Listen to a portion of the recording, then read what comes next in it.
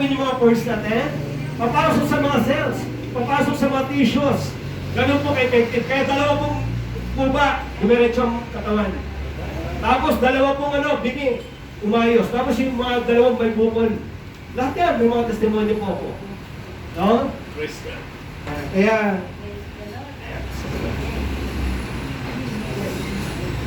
okay, tuloy po natin. Ulitin ko, kaya maging aware po tayo.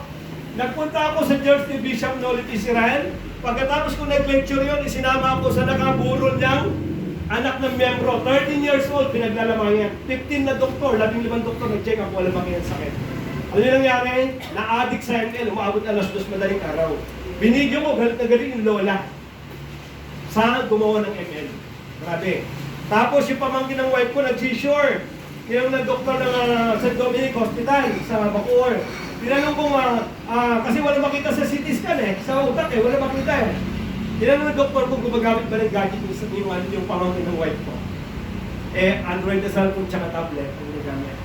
Ang nakakalungkot, 2019, pinaglamayan namin yung anak ng pamangkin ng aking assistant pastor sa church, si Dr. Patuman. Namatay din po yan sa brain cancer. Addict din sa gadget. Kaya delikado po yan. Delikado tandaan po natin. Ang radiation, umahalo sa dugo. Kayo mo? Okay. Okay, ito po yung mga testimonies. Ito po yung mga hindi sila ordinaryong tao. Alam natin, ba? Ang mga lingkod ng Diyos, hindi mo ordinaryong tao yan. Sa harapan ng Diyos. Amen. Di ba? Grabe po ang kumaling natin. Okay. Ito po si Pastor Roland Dizon. 17 years po nagpapastor sa Pateros. Parehas kami Pateros.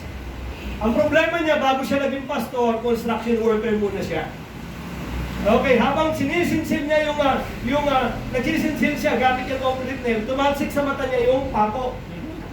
Yun po ang naging dahilan kaya sinugod siya sa Avenue kasi ang medical center dahil nagduduan. After 1 month, sinilip yung mata niya ng ophthalmologist, walang makita. Hindi nagsabi ng doktor, 95% walang pag-asa makita, kamamatay mo yan, totally blind na. Pero ano po nangyari? Ang nangyari po niyan, nagkaroon po siya ng salamin. M52 yung natanggap sa akin. Nakalimutan? M52. Ang purpose yung kabila na lang kasi hindi naman bulag yung kabila. Para protection na lang. Yung kabila bulag. Pero glory to God, in just 6 days, ginamit niya yung salamin na M52, ibinalik ng Lord yung kanyang Panginoon. Wow. Ito yan. Lahat po yan. Ulitin ko po yan. Yan. I-send ko po sa inyo na lang para i-send ko po sa inyo sa inyo po naka-close kami ng apat. Last week, natanggap ko ito yung pangatlo na. Pero inuna ko kasi yung sa asawa ko, kasi ang asawa ko may insomnia, may vertigo. Yung anak ko talaga, may astigmatism siya. So sila ang inuna ko, doon sa unang beso na natanggap ko. May ipit sa kanila, pero sa akin hindi na. Kasi ang nasa mindset ko, sabi ng doktor, totally damage na to. Ikamamatay ko na ito si Mama Taro. Natanggap ko ito last Thursday. Na-close namin. Last Thursday, nasimuot ko, hindi ko pinapansin. Sabi ko lang, relax lang ako. Sabi naman. Hanggang Monday, ito Monday, ginanon ko siya. July 6. Ginanon ko siya. Sabi ko, nakikita ko na yung Bible. Nakikita ko na rin kayo. Dati yung mata nyo, dahil hindi na ang tinamaan, hindi ko makikita yung mata nyo. Ay yung mukha nyo kasi yung reading ang tinamaan nyo, yung gusto nyo para siya. Pero ngayon,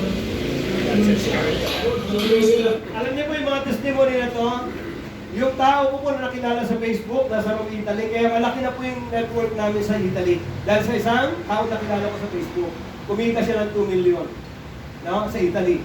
Dahil malaki. Glory to God, kilala kita doon. Ito naman, nag-present po ako dyan sa McDonald's sa Imus, Cavite. Okay, naimbitahan po ito ni Sir Millet, kasi po yung nanay ni Sir Millet, nanay niya at Sir Millet, magkasama sila dating mananahi for 18 years. Pero dahil ang ginawa ko po, tinasok ko ito sa pag-negosyo, okay, may house and lot na. Ilan na po yung mga dikotse kong mga downlines sa MGI, mga dikotse na po sila. Glory to God. Naging pagpapala ako sa kanila. Okay? So, ulitin ko po, ang sakit po nito, si Mr. Bert Maling, bago siya nagulag, yung kabilang mata, 8 years muna nagtatrabaho bilang call center. After 8 years, 4 years na po siyang pinagpahinga kasi 4 na taon na siyang bulag. Dahil sa diabetes. Sabi ng doktor, pati kabilang mata mo mabubulag din yan, mahahawa. Pero glory to God, more than 1 hour lang, almost 1.5 hours, na nag-lecture po ako sa McDonald's, bigla pong humahagulgul sa iya kasi bigla nakakita yung bulag niyang kabilang mata. Glory to God. Praise God. Yan.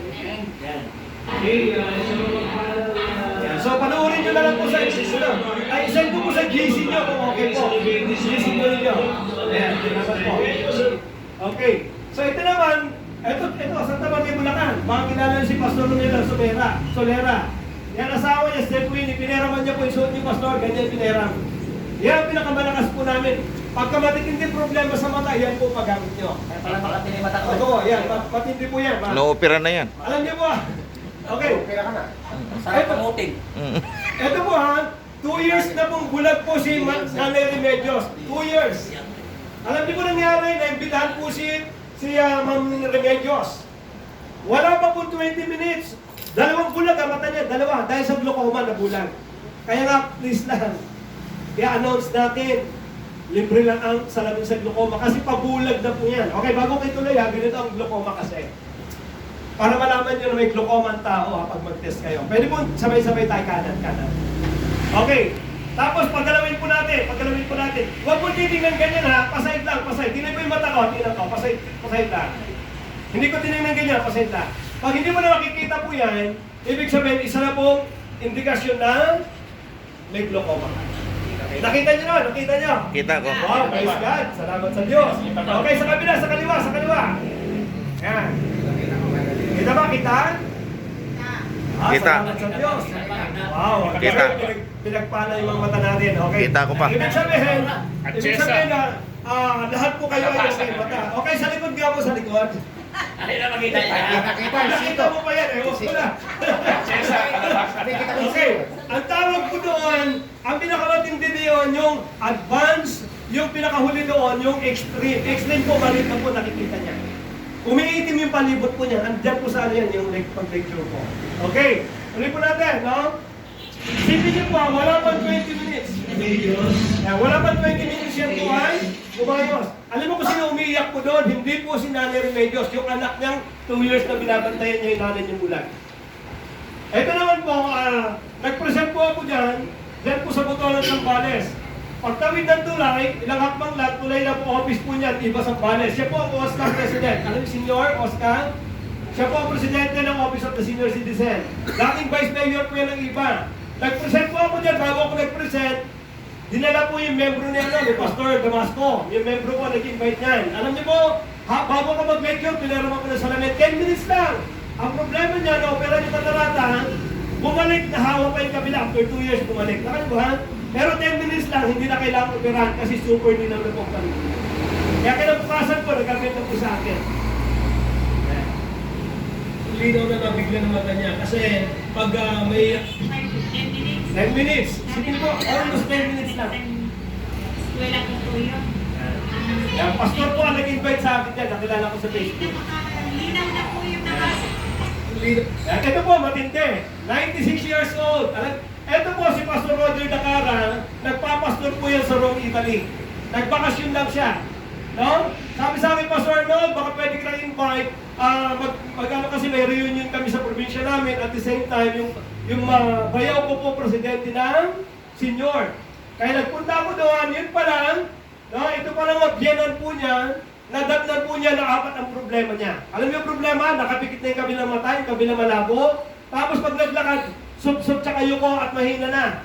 Pero 4 days lang po, pinagamit yung salamin. 4 days lang, dumiretso ang katawan, tapos po, bumuka yung mata, tapos super linaw na para sa paningin niya, tapos ang bilis niya maglakad. Yan po ang nangyari sa kanya. Sa Bicol po yan.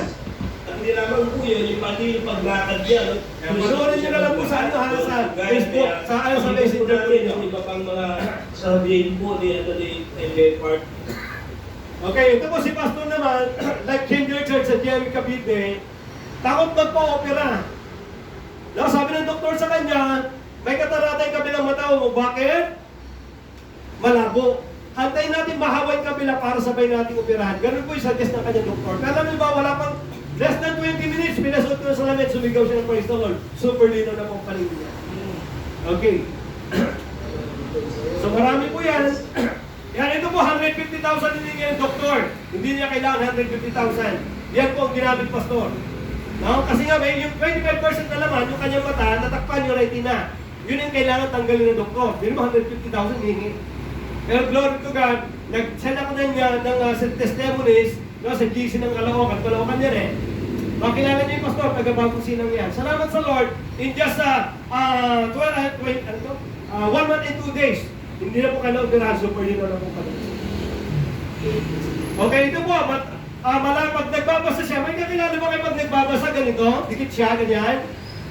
Ayusin na po yan. Ganyan problema po niya, naayos po. Hindi na kahit malayo na po. Kaya saan yan, para na naman pictures yan. Buta na hindi ko maintindihan. Nagkasamti-unti, luminaw na. Ngayon, ito. Pastor Felizardo yan, ang maranato Yan, malinaw na nakikita ko. Okay, ito naman sa Mondragon Samag, 2 days lang po ginagamit ko sa lamig, super lino na po. Lahat po yung naka-video ha, ito po may bukol-bukol sa ulian, sa Luzon ka. Tapos matagal na pumukurap-kurap yung kanyang italungan na 4 days lang, sinapos ng Lord.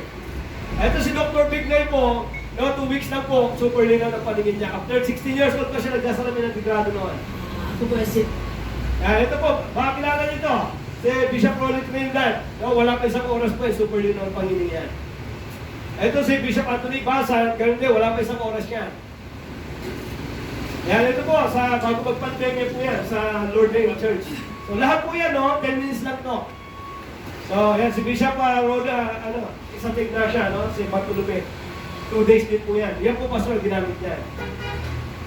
So napakarami, ito po yung malakas po sa Bulacan, no, si Pastor Anuman Raymigo. Yan, 2 weeks po yan, Divino Bata. Ito yung po na sinasabi ko kanina. Pinagamit ko ito, puba po yan ha, puba. Kaya pag may kakilala kay puba na siya, ako puba na, pagsabayin niyo po, salamin tsaka ito. Si Pastor Dimapawin, Nicolas Dimapawin na sa Gapan Nueva Ecija, paralisado yan, matagal na po Pastor, paralisado. Sabi niya, libo na nagagastos ko Pastor, sa kapapatirapy, wala nangyari. Pero ginamit niya po ito, tsaka M40 na salamin, ng MGI, wala pa po 2 hours, nitaas yung kamay niya. Glory to God, ginamit ng Panginoon. Umiinit po ito sa katawan, lahat ng mga problema sa likod. No? Okay.